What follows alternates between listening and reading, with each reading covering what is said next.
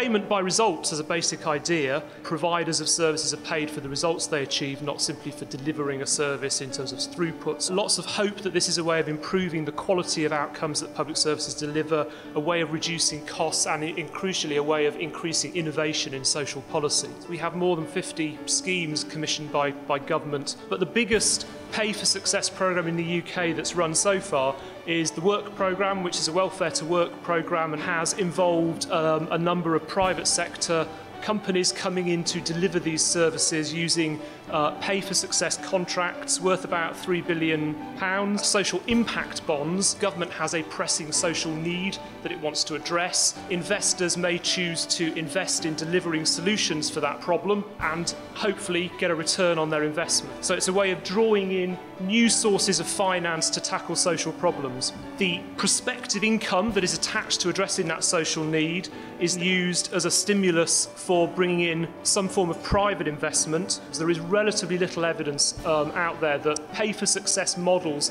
achieve better social outcomes. The challenges for social impact bonds are really about achieving the right balance of risk, the balance of risk that allows people to innovate without actually hampering their innovation. On a smaller scale, some of these programs are starting to lead to some real innovation. They're starting to bring in some new market entrants. Progress has been much slower than people originally envisaged. We probably need more emphasis on building infrastructure and better research, better evaluation of these programs if we're really going to learn the lessons from them. Where and how does Pay for Success exploration start? Where are governments and providers coming into this process and deciding that, yes, Pay for Success is potentially a way for us to scale provision of preventative services to high needs populations? One of the things that we've been really focused on in recent years is the amount of money that we're spending not solving the problem of chronic homelessness, of delivering a lot of emergency care, a lot of inpatient psychiatric care. Chronic homelessness was an area that we identified as sort of low-hanging fruit, where we knew we were spending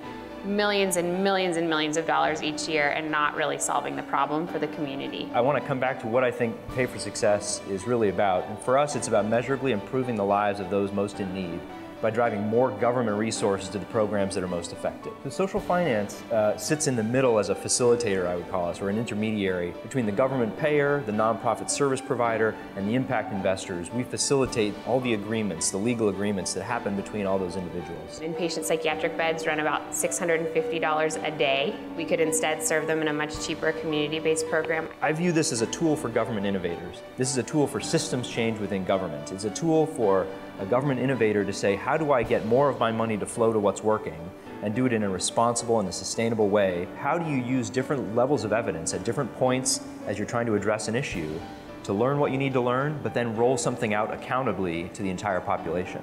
And I think that is the question that we all need to answer together.